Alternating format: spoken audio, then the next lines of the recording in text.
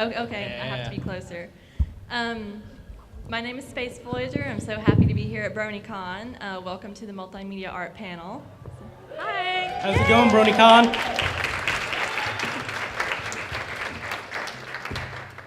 I hope everyone's having fun here this weekend, and we're just going to start out by introducing ourselves and what we do. I'm not sure if you guys are familiar with my deviant art, but it is Space Voyager, and I make different pony plushes.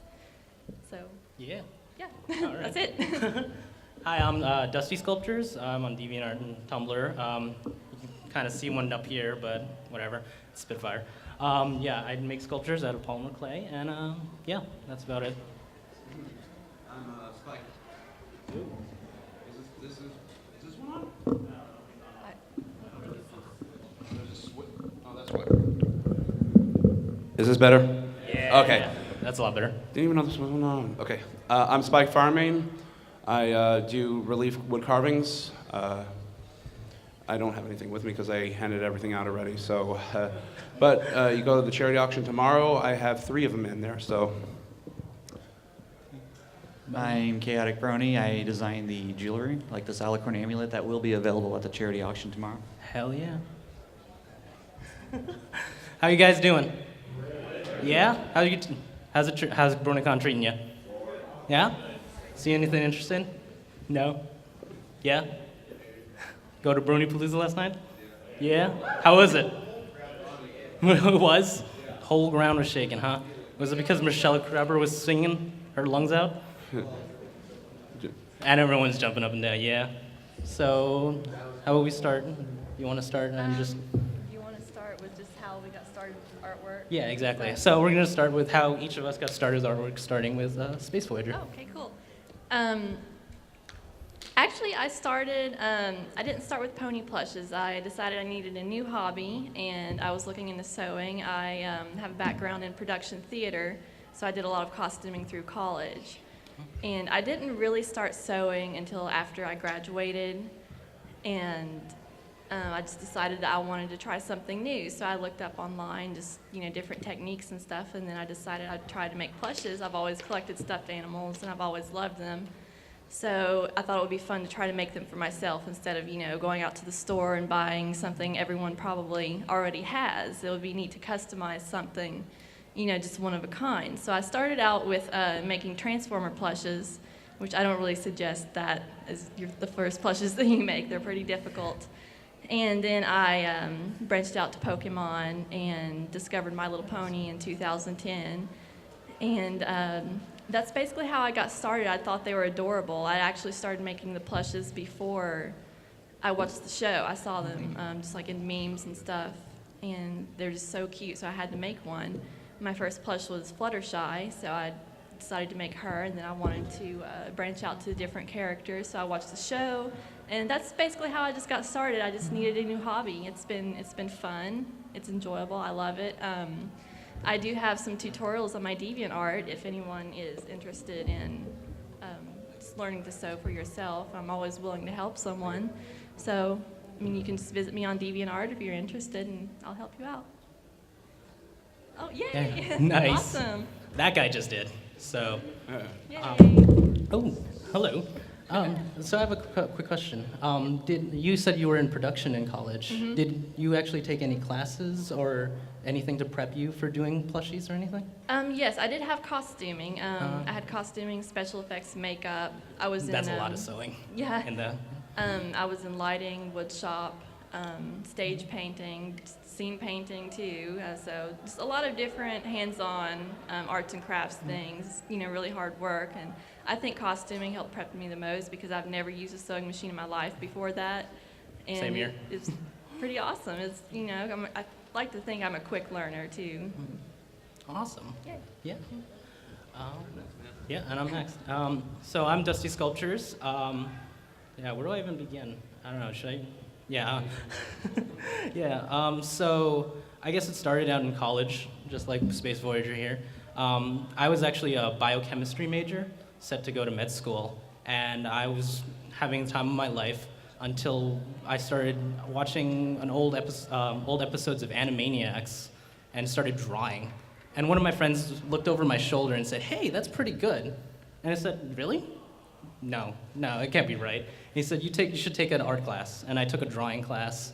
I was terrible at it, but I kept at it anyway. And in fact, I took as many art classes as I could in college, such that I actually managed to get an art minor done. So that was fun.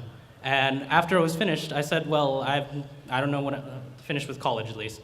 I said, I don't really know what's going on, what I'm about to do. And one of my friends introduced me to this little show about this little show about these little colorful horses. Particularly, he showed me on YouTube one episode where there's this buttermilk Pegasus flies down onto the nose of a red dragon and screams her brains out and subdues the dragon to tears. I laughed my head off. Granted, there was a little bit of liquid friendship involved, but however you get into it is your business.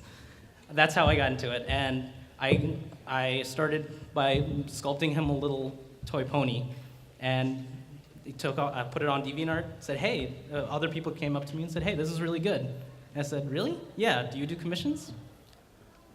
I guess I do now. And that's how I got started. Well, I got started actually. I've been wood carving for it's going to be 7 years, but I got involved with woodworking June 4th, 1988. I just turned 30 on June 4th of this year. So on my 5th birthday, my father taught me how to build things with wood with my 2 hands. So basically about 19 years into doing this, I needed to extend what I can do with woodworking. So my father 12 years ago, got involved in wood carving. And I looked at what he was doing, and I said, I can do that. So I got involved with that, learned how to relief carve like floral designs to put towards molding and things like that. And then, I learned, they told me that, oh, you can put characters to this as well. So I did like Alvin and the Chipmunks, a couple of card arts from Magic the Gathering. And the thing was they were not too pleased about that, the group I belonged to. They wanted me to do more traditional work. So they gave me 2 options, go with traditional or quit. And I said, fine, you don't appreciate my work, I will quit. But I'll continue doing the building part of it. That was on May 9th. The next day I was handing my dad the tools because I have no use for it then if I don't need them. So my dad didn't have any room to store it. He said, just hold on to it for me until I find a spot. May 11th, I was on the Facebook app, Spotify, and I heard this song. It's called A Song About California. Ever heard of it? Hey Ocean, yeah. And I also have the Bands in Town app, and I saw that Hey Ocean was playing in New York City on May 21st. And, I looked up the band's information. I liked what I heard from one song, so went to go see their concert. And I looked up the band, and Ashley Ball had a link on her name. So I clicked the link, went to Internet Movie Database, saw that she was a voice actress, and I have a lot of respect for them, because what they do is not easy. And I said, oh, you know what, for my final hurrah, I'm going to carve one of her characters, and I've never carved a humanoid before, so I was going to go with plum pudding. As the picture was printing out, I'm like, why is a group from Vancouver coming to New York? So I went back and I clicked on My Little Pony. And under the trivia, if you look on it, it states about bronies. We're on IMDb. So I'm like, I'm gonna take a stab in the dark, and that's the reason why they're coming. So I saw that she was Applejack and Rainbow Dash, and it listed Buffalo number 3, something like that. So I said, you know what, I'll just go alphabetically, and I'll just carve her Applejack, and search for images on Applejack, and it brought me to MLP Wikia. And it gave a little brief description. It said that she was one of 6 main characters, including Fluttershy, Pinkie Pie, Twilight Sparkle, Rarity, and Rainbow Dash. And I'm like, wait a minute, why does that name sound familiar? And went back and I'm like, oh, wait a minute, she voices 2 main characters. So I carved Rainbow Dash and Applejack for her. Met the Bronies of New York City there. Was invited to their meetup. I did a demonstration carving there of Big Macintosh, but I also brought Vinyl Scratch and Derpy, which was actually last year's 2 pieces I submitted for their charity auction. That was supposed to be a raffle to help St. Jude's in New York. So I was approached and told, oh, you know, we're having our convention, which was BronyCon, next month. Why don't you give the voice actor for Big Macintosh is going to be there, Peter New. Why don't you go and give it to him? I was like, I don't know.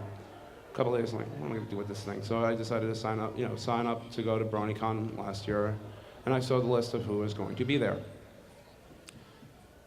Tara and Nicole and John Delancey and those who were there last year. I'm like, if I'm giving one person something, I don't want to be a jerk. I'm going to carve it, their characters for them. So everybody got something. Then I met the people of Everfree, handed out, found out about Tabitha St. Germain being there, and Maddie, Michelle, and Claire as well.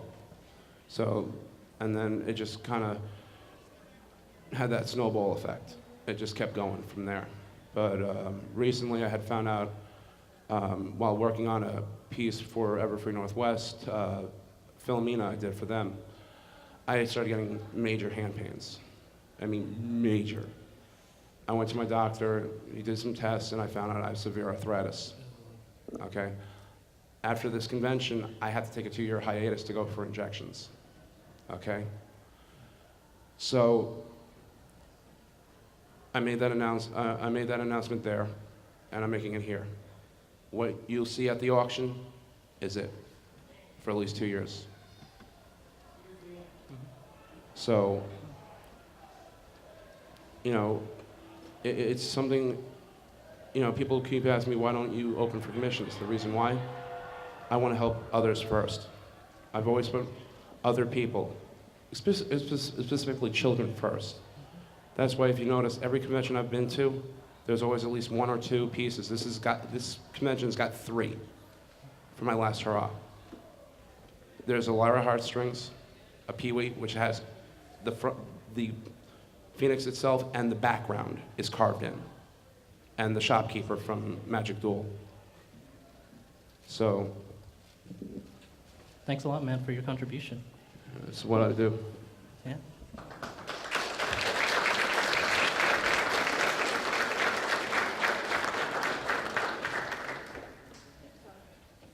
I don't know how you follow that up. Oops. I honestly don't even know where to begin. What was next on the list? How'd you get in? Okay, I'll just be brief. I've been doing jewelry for 15 years. My father taught me the basics. I taught myself the rest. I became a fan about 1.5 years ago. 6 months into the fandom, I decided I wanted to do something for the fandom, so I figured I'd just take what I do with the jewelry and ponify it. Pretty much all there is to it. So, I honestly don't know how to go any further than that. Well, I actually like this. I'm wondering how long it takes you to make this Alicorn amulet, because that is gorgeous. About 10 hours. Wow. Yeah. All right. Anyone who is sitting in the back, if you could find a seat, please. There will be a raffle at the, or a random number generation for what seat you are sitting in. So find a seat if you would like to be part of the raffle. All right. All right. So what questions have you guys asked? What questions have you guys asked? No. Do you guys have any questions for them right now? Yes.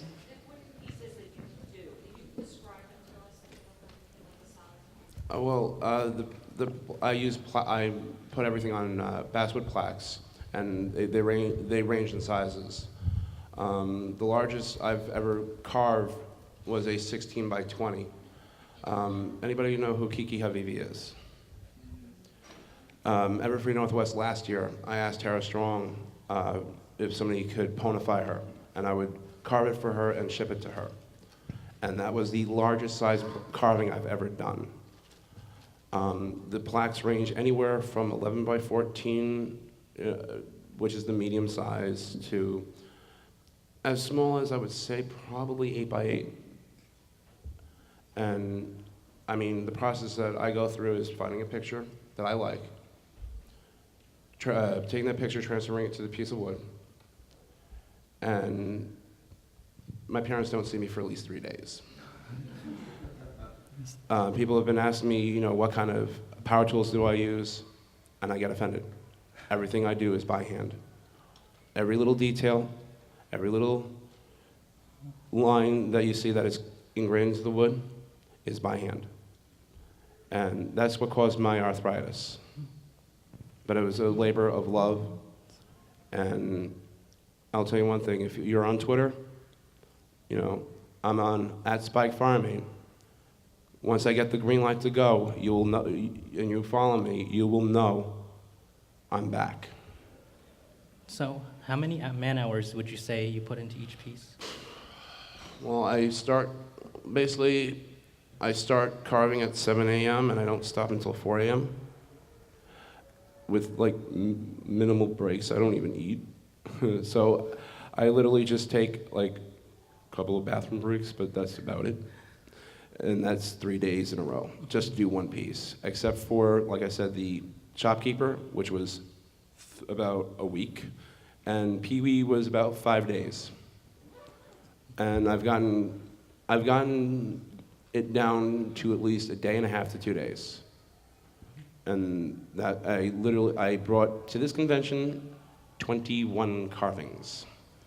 And I literally started them right after Everfree Northwest. I had to do 5 for the military bronies. They're using them as award plaques. I literally banged them out in a day and a half. I did one as a test, and I literally did 4 of them simultaneously. Heather, how long does it take you to do some of your plushies?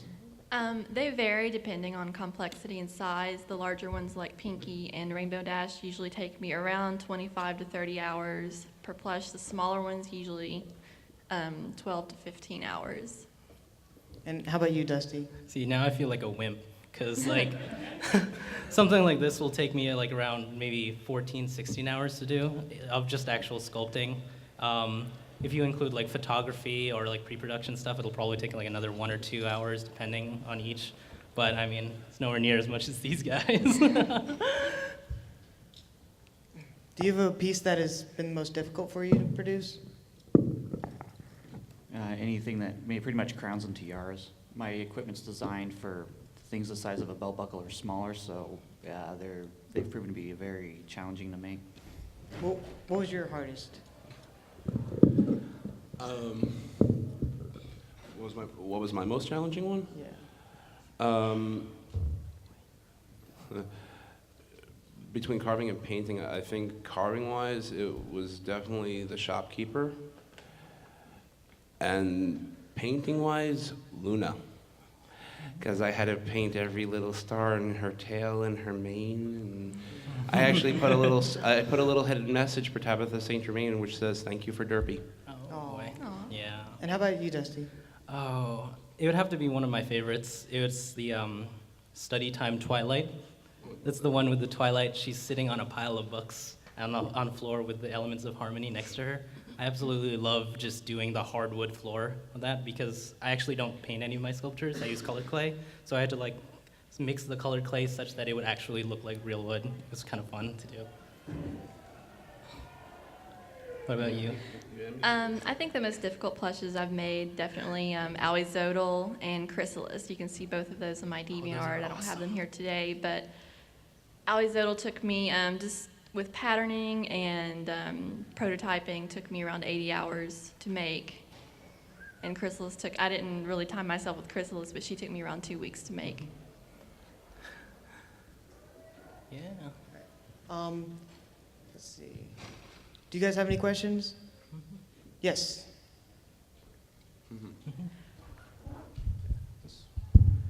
Hi, my name is Cowboy Dave, and I'm with Everfree Network.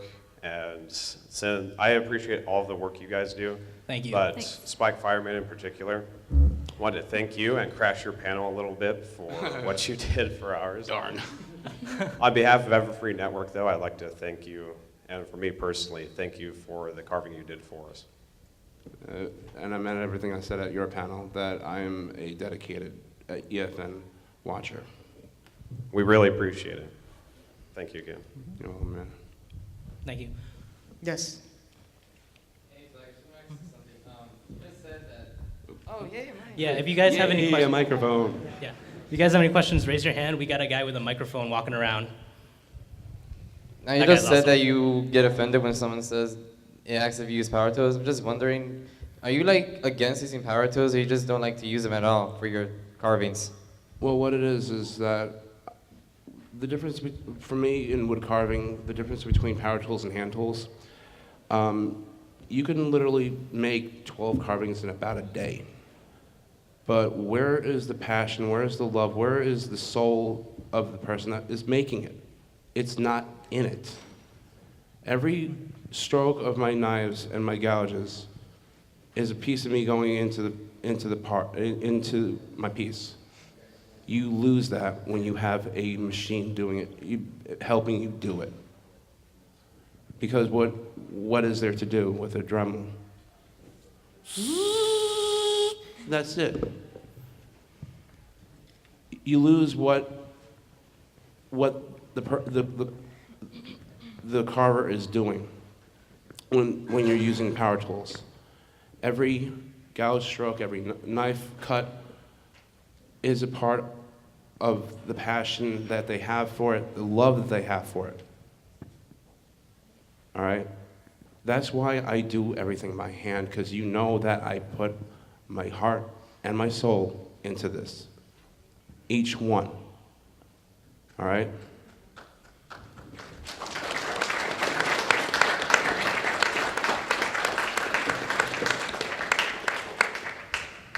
Amen to that. And this panel is about multimedia art, because most people in the fandom, you all know the Will Draw for Food, the UC77s, and of course, John Joseko. But this panel is to also help all the people who don't always use the pen and paper or the tablet, people that go and maybe get their hands a little dirty to try to bring out their art and express their emotions. So are there any other forms of art that you also practice on occasion? Okay. I'm actually learning how to become a voice actor. I wish I could. I'm right now working with the fan build team on with fan build and Lee Tokar, and we call him our General Lee. So So wait, is he your mentor? I look up to him a lot. Yeah. Wow. And I've been when you get a group of voice actors on a Skype call, and we just go around and we're just like, oh, by the way, who likes Aladdin, the Disney Aladdin? Hey, yeah. Yeah. Oh, I got it. You could be the chump husband. Then we take Papa-in-law and the little woman and throw him off a cliff. Yeah! Curse blood!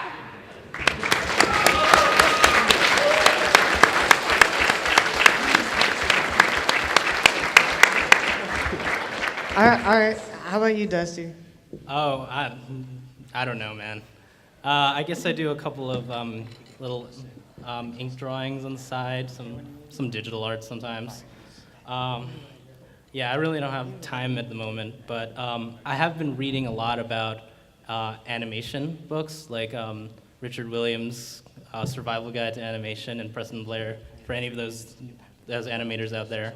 And I would actually really like to do some kind of animation of some sort. How about you, Space Warrior? I don't really practice any other art forms. Occasionally, I'll sketch just what I want, like the plushes to look like. So other than sketching, plush making is pretty much all I do. Yeah, I'm terrible at sketching.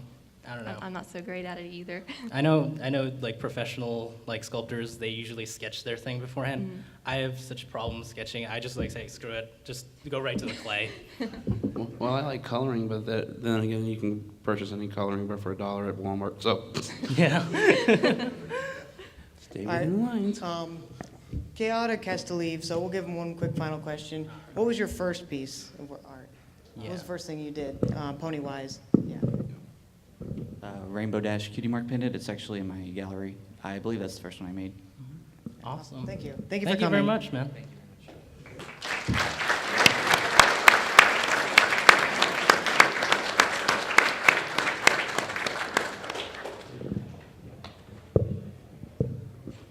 And what was your first piece of pony art? Pony art? Well, I can't remember. Excuse me. I can't remember if it was Rainbow Dash or Applejack, but being that Ashley Bull got both of them at the same time, it's kind of hard to remember. I think it was Applejack because I went alphabetically. Mine was a Twilight Sparkle figure that I gave to a friend who actually hated bronies as a joke. You won't find any pictures of it. You know what? There might be one. Oh, crap. There might be one of it online. Don't look for it because it looks awful. My first plush was Fluttershy. She was the first character I was introduced to, and I thought she was adorable. So she was also my first plush. Awesome. And not to self-insert, but the reason why I did kind of start this panel and get all these people together is because my father, who was also going to be on this panel and could not be here because he's busy back at home, but he does a lot of leather art, and so I'm kind of trying to follow in his footsteps. He did 15 years of leather artwork. He did a portrait of Rainbow Dash for a charity charity auction that went for like $250. It was like this big, and it was just Fluttershy or Rainbow Dash sleeping on a cloud, and so yeah, I'm trying to also get into my own. And this is the first thing that I ever did really of leather stuff, and I wear it almost every single day. It's very dirty, but it says it's also a Fluttershy thing. But it's kind of crudely made, but yeah. So it says Fluttershy on it, right? Yes, Yes. it says Fluttershy. It's got a cutie marks. It has a cutie mark. That's awesome. Yeah, it was really awesome. I actually made this at a scout camp. My scoutmaster had brought a bunch of leather crafting stuff, and I was like, oh my god! And so almost everybody at camp was making these, and he had all the letters, and he happened to have a butterfly mark. So I was just like, oh, I know what I'm doing. But yeah, so I'm currently trying to follow in my father's footsteps and doing some leather artwork. Hopefully, can get some of that up soon. That's very cool. Very cool. I just actually want to throw one thing out though. People I've been asked by a couple of people, with my carvings, how is it that it always comes out to be like, it keeps getting better and better? The question I'm going to pose to you guys, do you know what the opposite of success is? What? If you guys are saying failure, that's not the right answer. The actual answer is quit. Okay? See, failure is what I consider the road bumps to getting better. Because your first piece might not be the best piece. Obviously, it's not going to be the best piece. But you know what it is? It's your first piece. It's your learning piece. So you know what? You take from what you learned from the first one, learn from your mistakes to get better. And you keep improving yourself. If you quit, how are you going to learn? So keep in mind that the opposite of success, when you have that piece that you were very proud of, think about how many bad pieces you made prior to, okay? If you quit, you'll never know. Remember, I'm taking a hiatus. I ain't quitting. And I'm telling you one thing, I will be back. And I hate to quote this because it's a Daft Punk song, but harder, better, faster, stronger. Mm-hmm.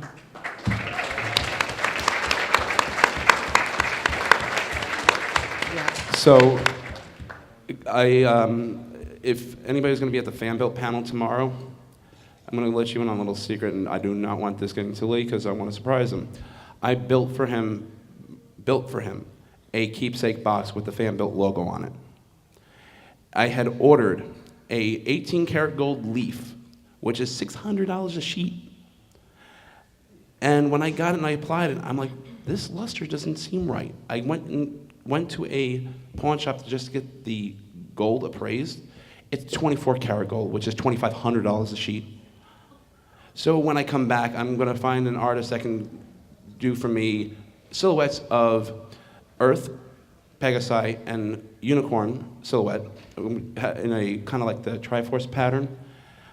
I got enough sheets to actually, instead of painting it, I'm going to basically gold leaf the out of it.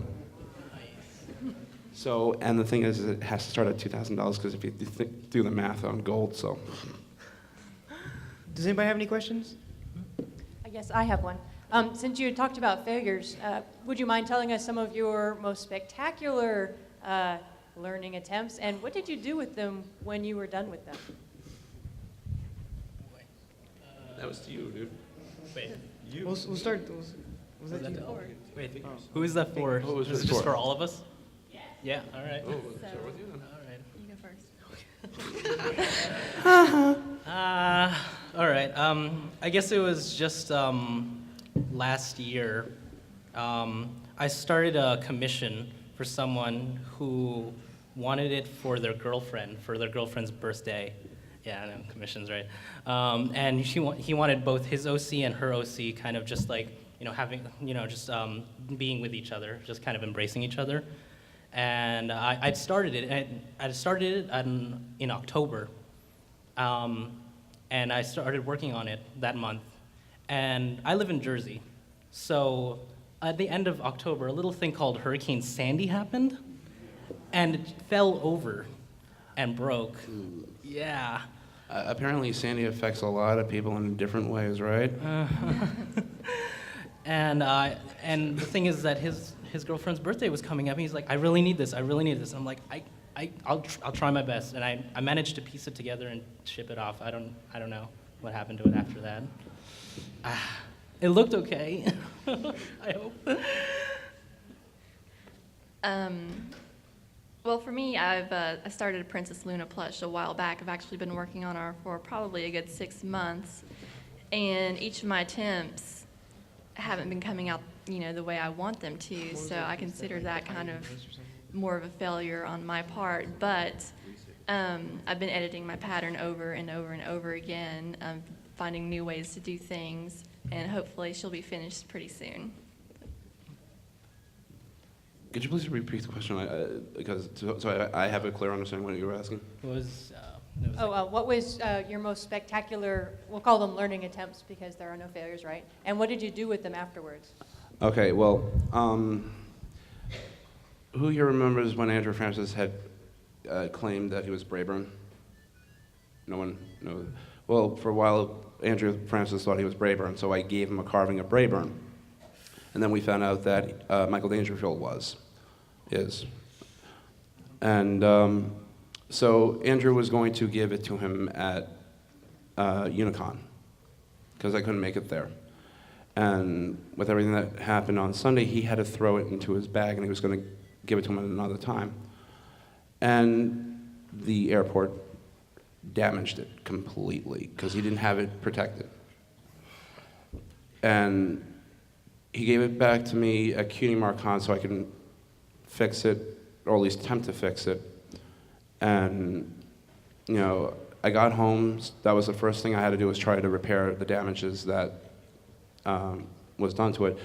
And one of the first signs that I should have seen was my hand went numb, and I dropped the plaque, and it snapped in half.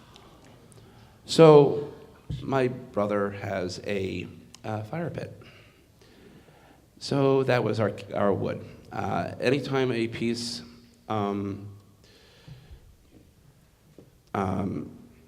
breaks, it's firewood.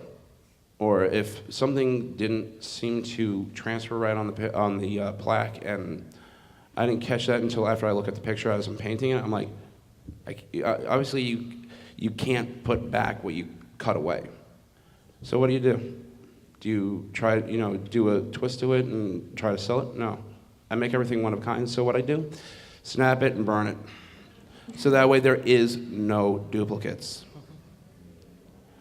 People have been asking me for commissions for Pinkie Pie, Fluttershy, well, the main six, let's put it that way. I said, well, no, because Ashley Bullock's got Rainbow Dash and Applejack, or Andrea Lipman's got Pinkie Pie and Fluttershy, Tara's got Twilight, and Tabitha's got Rarity and Luna. And, Nicole's got, the ones that I've been asked for the most was Luna, Rarity, well, Luna, the main six, Spike, and Celestia, and Cadence. So all the VAs for those characters own them, and they're the only ones that will. If you have, so they're like, well, what about OCs? I'm like, depending on the difficulty. Because I've seen OCs that I'm like, okay, it could be a challenge. And I'm like, 4 hours later, I'm like, oh, challenge accepted. But it's literally learning, and you might, with woodworking, you have to learn, doing it as long as I have, grain patterns vary, okay? You might have a plaque that the wood grain is going this way. It might go, but on the next plaque, if you hold it in the same direction, it might go this way, or it might go this way. Or the grains might be going this way, but the grain is actually going on a diagonal in. And learning by trial and error is the best way to do it. But there's some things that you can't predict on the surface, which is knots. I had to ship all my tools are from Germany. I broke my detail knife on a knot. It snapped the blade. I had to send it out to get repaired. The knife was $75 when I bought it. It cost me $150 to get it repaired. Well, the thing was that it was my favorite knife. And they don't make the detail knife that I have, they don't make anymore. It was a discontinued piece. It was a discontinued knife. And people are like, yeah, I'm starting to learn wood carving. Oh, really? How much did you spend on your knives? Oh, $5 over at Michael's or AC Moore. I said, could you do me a favor and throw those out and actually go to this website and actually put money to it? Because those that you see at Michael's are garbage. They never hold an edge. Plaques are, the wood itself is fine. You gotta learn to look at the wood and notice where the knots are, and if you see any of these little, if you go into Michael's or any of the craft stores and you'll see these little holes in them, don't buy them, because they are actually grubs. They nest in wood. And you don't want to get a piece of wood that has eggs in them. A friend of mine who is also a wood carver bought one, and his house was infested with termites. So learn, you gotta look at the plaque, you gotta look at the pieces and make sure you don't get anything with holes, knots, or anything like that, because knots are gonna break your tool, are gonna damage your tools, and those holes might be nests, and you don't wanna have bugs in your house. Yeah, if I ever snapped and burned any of my sculptures, I'd die from the nauseous fumes. Well, does it have a dry time on the material? It does, but I use polymer clay, which has a plastic substance in it. Mm-hmm. And No. What I'm saying is, how long is the set time? The set time is usually 15 minutes or so. Yeah. And I bake these sculptures like multiple times. Well, the reason why I was asking, if it has a nice set time and you can adjust accordingly, Yeah. at least you can go, oh, what, Yeah, exactly. Because you can, like I said, you can always add on. Yeah, exactly. I can always add on to those things. Whereas I can't. Yeah, kind of going back a little bit to that failure thing. Last week I was at Midwest Brony Fest, and we had a couple of artist workshops, and one of the most common things I heard when people were talking about learning how to draw and do whatever, is that artists are almost or shouldn't ever be 100% satisfied with your work. A lot of times, especially the artists are their own biggest critics. They can almost always see, oh, this is wrong, that is wrong, this is wrong. But everybody else might be like, that's amazing, that's awesome. But the artist will, of course, be like, oh, this sucks. It's very true. That's 100% true. In the words of Peter New, nope. I'm actually curious, Zeta, what do you plan on working on next? What's your next big project? I met a friend at Midwest Brony Fest. Her name is RCR, Rar Charlie Rar, and Brayburn, and they both. One of the things that I'm really good at is I can take like a picture or something and just carve it into leather, and that's one thing that I do. And so they've talked about getting together with me and drawing me some custom sketches, and then put that into leather, and then put that alongside their own art and at some tables or something at conventions. That's awesome. Yes. Hello. What is your favorite plush to make? And do you prefer full-size bears or fillies? That's such a good question. Well, fillies definitely are easier to make than the full size just because they're smaller, and I don't have to do separate pieces with the fillies. I would probably have to say Scootaloo, though. I've made at least 10 or 12 Scootaloos. For the mares, I really enjoy making Applejack just because she's best pony. Can I actually, can I hold Scootaloo? Yes. Yay. But by the way, in case you guys didn't know, I'm sorry to point you out, but that the lady who just asked the question is White Doves. She also does plushies like Space Voyager. Come up here. Also, Yes. Come on, stand up. White Dove, stand up, come on. She does some of the most show accurate plushies in the fandom. All artists have their own style, but she definitely does some of the most show accurate plushes. I also like to point out, Aw. Yes. I also like to, Different prices. So they usually range from $150 to $175, depending on which one you want. Should be $150. I also like to point out that Blackout Comics is also in the audience there. He's also a famous sculptor. I love your work, man.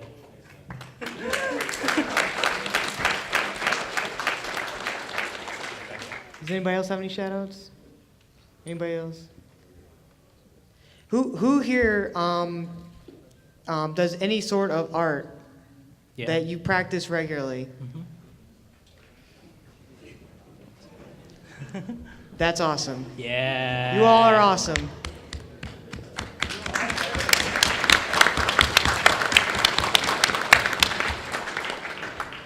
Art is a very good way to express yourself and your emotions, and there's all different kinds of art, including, I mean, even singing, of course, is a form of art and stuff like that. Go ahead. I know you already described some of your process, but for the two of you, what is more of your breakdown process in simplifying how you're going to make what you're going to make? The first thing I start out with is a quick sketch of what I want the plush to look like. Once I have the sketch done, I usually do that at different angles. I'll start with pattern making. I use a drafting pencil, drafting paper, different things like that. So I'll just start with the body first and then just draft the rest of the pattern. Then I make a prototype out of like fleece or suede cloth, since that's a lot cheaper than minky. And I'll look to see if I have any mistakes. If I've made mistakes, I'll edit my pattern again and just, repeat the process until I come up with something I'm happy with. For me, pre-production is a really big step because, like I said before, I don't really paint my sculptures. So I have to mix every single individual color, and I have to make sure that everything is according to the right amounts. And so I spend a lot of time doing that, as well as mixing I use just like 6, 7 different types of clays in a given sculpture. And so I have to mix all of those together and measure it out. And then Usually I have to get a ton of art, fan art, or vectors or whatever to make sure everything is proportionate and sized. And then once I get all of that stuff done, then I can start. And I do the usual, start with the armature, build out the form, add the bulk it out, add the main colors, and then just keep continually adding more and more on top of it. And usually between each step, I'll do a bake. And that's something sort of recent that I've learned that's actually really amazing when it comes down to using clay. I actually totally forgot. I actually had a picture of the shopkeeper on my iPad. Here, Yeah. I'll go ahead and bring it around real quick so some of you guys in the back can see. And then you can come up later when the panel's done, I guess, and see it. Well, you just stop me in the hall and I'll show it to you. I have no problem. We got one up here. Yeah, Yeah, he's he's coming. coming. Give him a second. Yeah, you might- Careful. We don't want feedback. As he points himself right into the microphone, right into the speaker. I thought you were like, ah, All right, here we go. let's stay over here. Wait, well, your name was Space what? Space Voyager. Space Voyager. Yeah, you said after you have like a draft, and after you make the draft, you find something that's more comfortable. Like after that, when you start actually making the plushie, what do you do then? After I drafted, that's when I start the prototyping phase. I'll just, sew it together, stuff it, and if I'm not happy with it, like I said before, just take it apart, do it again, edit my pattern. Is that what you're talking about? Like, kind of. Oh, when I get to the real plushie, yeah. I'll just usually, it takes me a few prototypes to get to where I want to be, probably an average of 3 or 4. So I don't do the embroidery on the prototypes. It's just completely blank, solid fabric. So like if I was making a Rainbow Dash prototype, she'd just have plain white mane, white tail, no embroidery at all. She just makes it sound really easy. It's not. Just to follow along on the process, I'm just curious about the tools of the trade. You mentioned embroidery, and I can tell that the eyes and the cutie marks, they appear to be embroidered. But what are the tools that everybody's actually using to get this done? No clue how you carve clay or that kind of thing. That's a very good question. For me, you would look at a plush and you would think that there's actually not much that actually goes into these, but there is. I use an embroidery machine, which requires a special embroidery bobbin thread for that, and then the actual thread for the eyes. I also use quilt batting, interfacing. I use beanies to stuff their feet and the tails. I also I use jointed heads so their heads can move. They're not stationary, so she can look at you or be creepy. She's watching I'm Yeah, going it's to have Pinkie Pie. I nightmares think that's now. expected. But yeah, there's actually quite a bit of materials that go into my plushes. Definitely the most expensive things I think are the interfacing and the beanies. Definitely embroidery thread. Embroidery thread alone is at least $7 to $10 for a spool. For tools, you start with clay, an oven, and a knife. I can't tell you how many tools I have. But like there's a special tool basically for every little thing, and then you have the different types. I use different gauge. Gauge is the thickness of the wire, depending upon which piece I'm doing. So I'll do one for the tail, different one for the tail, different one for the wings, different one for the spine and stuff like that. It's kind of like a skeleton. So like the thickest will obviously be your spine cord, and then it kind of just delineates out from there. There's actually a picture on my DeviantArt page of the majority of the tools that I use day to day, and there's probably, I don't know, some like 40 or something odd items on that picture. So, yeah. So what you're saying, there's a tool for that? There's a tool for that. Couldn't help it, but I've seen a couple of people have been wearing those. There's a pony for that app shirt. I just had to throw that one in there. I'm sorry, but I use 3 different kinds of knives. One has a flat blade. The other one, the blade curves. I have a detail knife. I have 2 widths of palm gouges. and a device called a V-tool. And those are more for like hairlines, and if you look at, when you look at the carvings, if you look at like Applejack, when you look on the show how it's got the orange highlights in there, it basically digs that in, and it makes a V shape when it cuts it. So,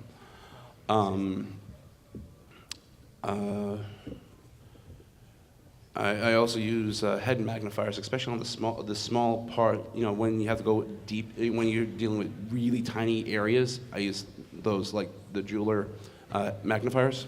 So, and just like sanding sealer and polyacrylic finish I use. Oh, I forgot to mention that I use Sculpey clay. Super Sculpey is a really awesome starting clay to start with. But because I use colored clay, I also mix it in with Sculpey 3 and Primo, which are different types of colored clay. They tend to be a little weaker and a little harder to use, so I usually recommend just Super Sculpey. Actually, I have a question for you two. How did you guys get your nicknames? That's a good one. Seriously, how did you get your nicknames? I love Star Trek. So Star Trek is amazing. The original series all the way. So I needed a pun for Star Trek, so I was like Space Voyager. So those who knew me longer, I'm an avid gamer. And one of my absolute favorite games that I used to play when I was a kid, I probably shouldn't have, was Counter-Strike. And my absolute favorite map was a little thing called DE Dust that I would play all day long. And the gamers out there will know what that is. And so I just named myself Dusty because I play the map all day long. Well, I got mine from a little game called Guild Wars. Yeah. Spike Firemain is actually my ranger. And the funny thing is, it's actually composed of two names. The Firemain, the last name, Firemain, is based off of the Magic the Gathering card, Firemain Angel and Firemain Avenger, okay? And Spike, anybody seen an anime called Cowboy Bebop? Hell yeah. What I didn't know was Steve Bloom actually voiced characters in the game. He voiced Pyre Fearshot from Guild Wars Eye of the North. And the funny thing is, Maurice LaMarche is Vec, as in Brain from Pinky and the Brain. Maurice LaMarche, he's Vec. And he is also, Steve Bloom is also Ritlock Brimstone in Guild Wars 2, which I'm a fanatic about. That game actually has a legendary short bow called the Dreamer. It's an alicorn skin, and it shoots, instead of arrows, rainbow-maned unicorns with ArenaNet logo for a cutie mark. I'm like, I actually had to tweet to them, is the Dreamer a nod to bronies? They go, yeah. Thank you. You're welcome. Those voice actors get around, don't they? And the funny thing is that Steve Bloom actually, loves us because he's friends with Tara Strong. And he goes, somebody actually asked him, what do you think of bronies? He goes, I love bronies. And that's amazing if you think about it. Somebody outside that has nothing to do with the show, has a lot of respect for what we do. So. Actually, I actually want to get a picture, since this is my very first panel I've ever done, I actually want to get a picture of everyone. So I'm going to just take a picture. If you could all say, bronies. You want to do it too? Yeah, I want to. All right. All right, let's just do the trifecta then. Yes. All right. Are you serious? I can just stand and do this. Sure. All right, on the count of 3. 1, 2, 3. Awesome.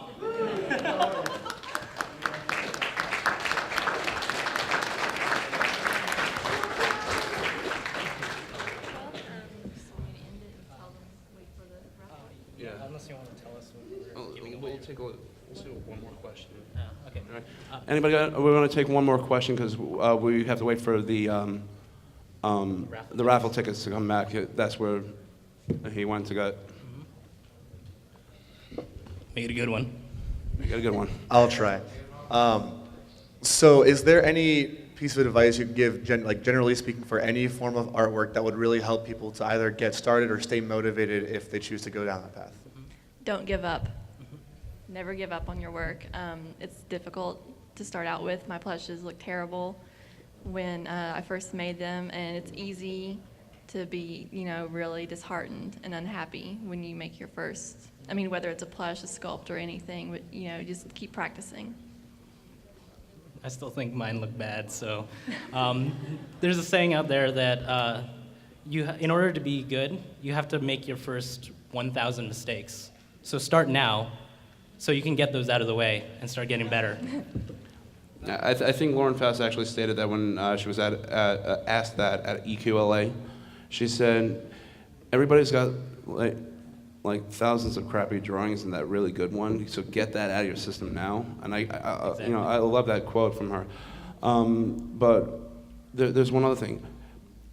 When you do a craft, don't just do it for the sake of doing it. You make sure when you do it because you love doing it. Don't try to, because people are like, I want to be a famous brony. I don't consider myself famous at all because I just do what I love to do. Find that in you and have that passion to do it. So, because some people are said I got inspired to do wood carvings because of you, and they're doing it because they got inspired. Some people I can do that, and they try doing it, and the quality you lose. All right, it looks like some of the pieces. I need some critiques. I looked at it and I'm like, well, it's a nice toothpick because they take off too much. I've seen people who try to carve relief because you're supposed to go about, let's say about a thumbnail width down into the wood, if not less. They make a hole in it. They actually go all the way through because they don't. Basically, they didn't learn from someone. They didn't ask for help. They tried doing it on their own. So if let's say you want to learn how to be a plush maker because that is something you want to do, because you have that passion, you want to learn how to be a plush maker or a sculptor. I'm pretty sure, I can't say for all this, if somebody came up to you and asked, would you be willing to teach me? I'm willing to learn. Would you be willing to give him a guiding hand, I would say? Would you be willing to do that? Like I said, I can't speak for myself. If my hands weren't in this condition, I would be more than happy to. But like I said, my hands are in such bad condition, I can't even hold a knife right now. But who knows? Maybe when my doctor gives me the all clear, I might actually start opening lessons to actually showing, teaching people how to do it. But the thing you have to know is that wood carving, you have to be minimum of age of 18 to carve.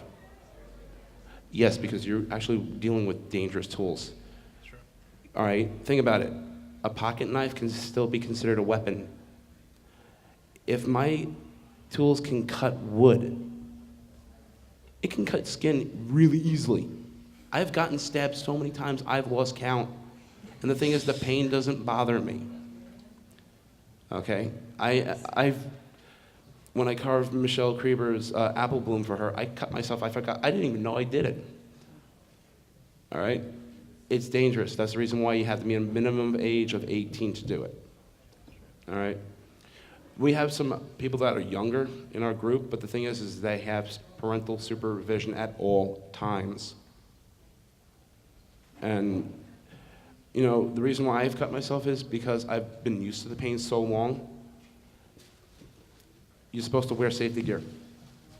You have to wear a Kevlar glove on the non-carving hand. So I'm a righty. Nice in this hand. This is my non-carving hand. This is the one that holds down the plaques when I'm carving. Okay?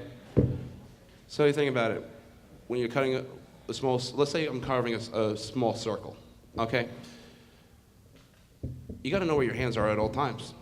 I've gotten used to that now. I know where my hands are at all times. So that's why I don't, sometimes I might hit a knot and that's why I cut myself. That's, you know, that's par for the course, that is the risks. I didn't know how major a risk the arthritis was. Oh, then my doctor said, well, how many carvings did you do? I said, well, I did about 80 or 90 in about a year. That would be the reason why. But you have to learn the risks of each. Any craft has risks. You know, learn the risks. You know. I've burned my hand so many times I don't even feel it, really. Exactly. Once you get used to that form of pain, it's like your brain shuts it off. But you. Just like, oh, that's a second-degree burn. No, it's okay. Yeah, it's okay. It'll heal in the morning. It's a second-degree burn. It's still good. It's still good. Yeah, the skin's still there. So what should we say? All right. So Zeta's actually going around, passing around raffle tickets now, and we'll be doing the giveaway soon. What do we have to give away? You know? All right. I gave it to Conops because my hands were killing me yesterday. There is another form of wood carving called chip carving. I carve for this raffle a Wendigo, okay? Because it would have been relief, but how do you carve the wind? How do you give it shape? All right, so it's in a different form. It's called chip carving. And I basically took the pattern of the Wendigo and chip carved it out and then just painted the sky blue, the blue for the sky, and then the cut marks inside of it is the lighter blue. When you look at the actual episode, it's like a dark blue, the dark blue sky with the light blue outline for the Wendigo. That's what it will. That's what it is. Whoever wins it, I was told it was put in Conops. I don't know exactly where it is. So once we find it, we will find you and we will give it to you. Well, can I just say that it's been an amazing to be in a panel with these guys? I'm not worthy. It really hasn't hit me until now. I'm like, holy crap! I'm next to Spike Fireman and Space Voyager, and Chaotic Brony was over there too. Holy crap! I don't know. I don't know. I'm just doing my sculptures over here, and just like I'm sitting next to these guys now. Also, thank you all for coming out here. It was amazing. Holy, I don't even. Yes. Huh? Yeah, I do the main 6. I had them all on sale during the BronyCon, but they're all out now, except for maybe AJ. Poor AJ. Yeah, and I do just polymer clay sculptures, just of whatever, really. You can see Spitfire right here on the desk. What? It depends. I mean, I don't really make the same thing twice, so it depends on how much work I put into it, really. Yeah. So do we have any? Well, might as well, if you got any more quick questions, while they're handing out the raffle tickets. Yeah. How do you market your product? Me or them? Well, you go. Yeah, market. How do you market? What I usually do, The question was, how do you market your product? I just usually submit to as many groups as possible on DeviantArt. That's my main, way of getting my work out there. I also have a Tumblr, Twitter, Facebook, pretty much anything you can think of. Just submit your work to as many things as possible, and people will notice it. Also, Equestria Daily. Oh yes, Equestria Daily. That's probably the biggest one. Yeah, those guys are awesome. Yeah. They're really nice too. Yeah, I do about the same. Usually people post my work on like sites like Reddit and Facebook, though I don't usually do that myself, so those guys are awesome. But other than that, that's how I just do DeviantArt and Tumblr. I don't do commissions. I do strictly for the charity auctions.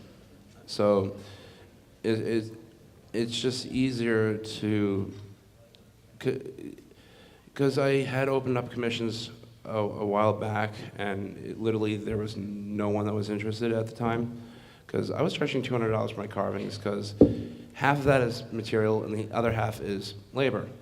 Now think about it, I'm doing 3 days worth of work. Break it down, it's less than $1 an hour. So, I figure, I'd rather give it, make the carvings to help others. Like Seattle was, Everfree Northwest was the Seattle Children's Hospital. And I forgot which charity this is for this one, but if you think about it, we're helping children out. All right, I did a raven and a bubbles. If you go on my DA page, spikefarming.deviantart.com, you'll see a raven and a bubbles carving, and I sent it to Tara Strong. She signed it to give to Ami.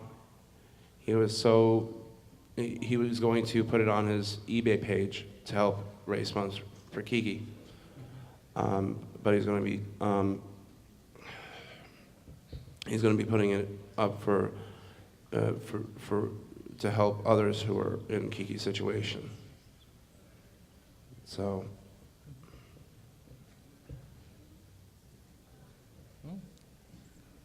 Yeah. I think, are we almost ready? Are we done? All right.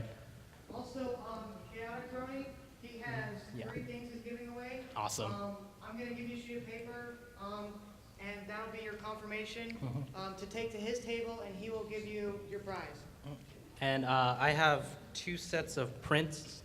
I have 2 sets of prints and 2 charms that I brought. One is of Rainbow Dash here, and then the other is of Pinkie Pie.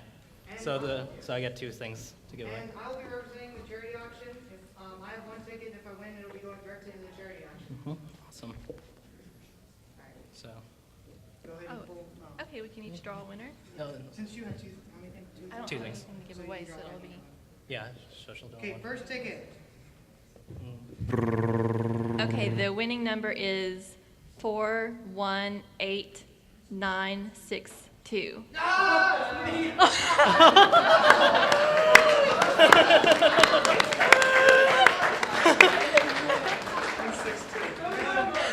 That's awesome. So you can pick Pinkie Pie or Rainbow Dash.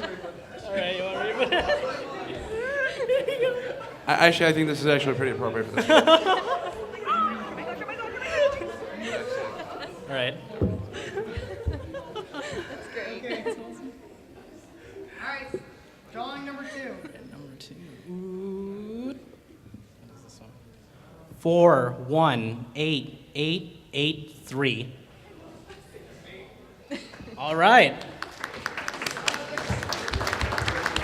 And you get a pink pie. Just take it. All right, and then this, of course, he will get your information and give it to you later. Well, it's with the convention staff. I don't know where it is, though, so. Yeah. So I gotta figure out how we're gonna get it. So because I don't know what the hell I'm gonna do for the next one. No, it's here in the convention hall. I just gotta figure out where, though. If somebody from the staff, and we'll just have them meet it there. I think if we can put it in the ConOps and have them go to the ConOps, then I think that would be the best thing. So, all right. This is for the Wendigo. The winning lottery numbers are, sorry, I couldn't help that, 418946. Okay.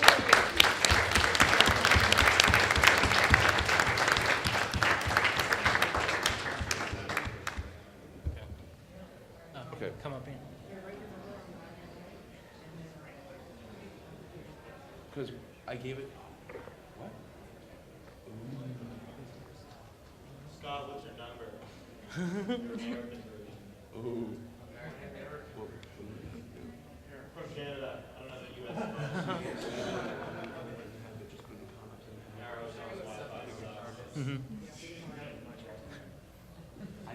It also really stinks shipping to Canada.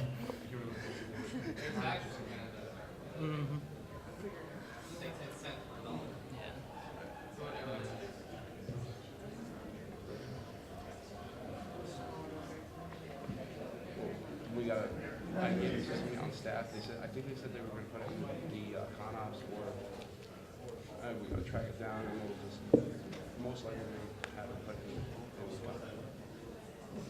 I'll show you a picture of it. It's the carving of the Wendigo that he was talking about earlier. Okay. All right, it's going to be cold.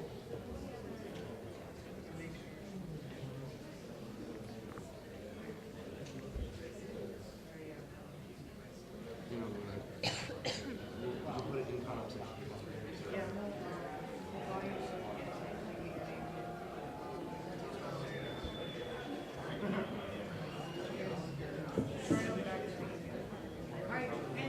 I don't have a pen. Do you have a pen? Oh, whoever gets theirs out first. Here you go. Here. Yeah, just.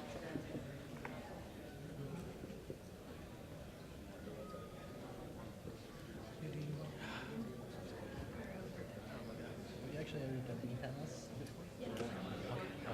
Once we find, once we'll put ConOps would be the This best is one we put the I ConOps don't on. even know. I mean, like, I've been on that So we'll side put of it the in table. ConOps. Yeah.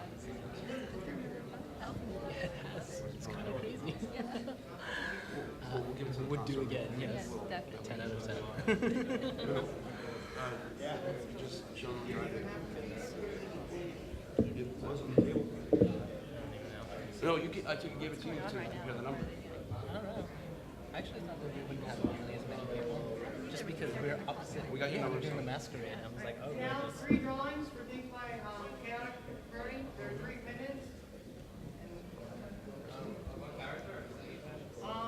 There's a Celestia. There's probably Luna and the Cadence, but they are minutes. Like, big numbers. Okay.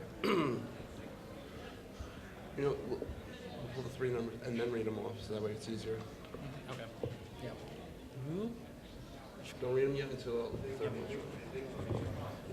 Big man. Do you want me to go first? I hope it's me.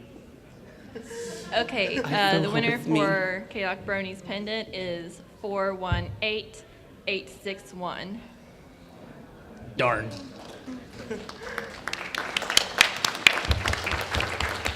How you have a slip of paper to take to K-Doc I'll Brony. just do it all. Okay. All right. Next one is 418873.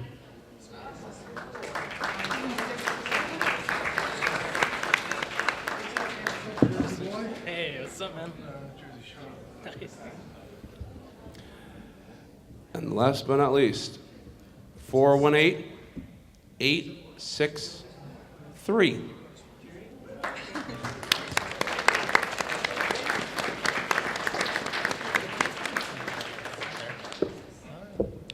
And I that think it? that concludes the Yep. panel. And that concludes. Is that it? We're over time already. Oh, we're 13 minutes over. 10 minutes over. Yep. All right. You want to close it? Sure. This concludes the panel. Thank you very much for being here, and we hope you enjoyed it. Yep.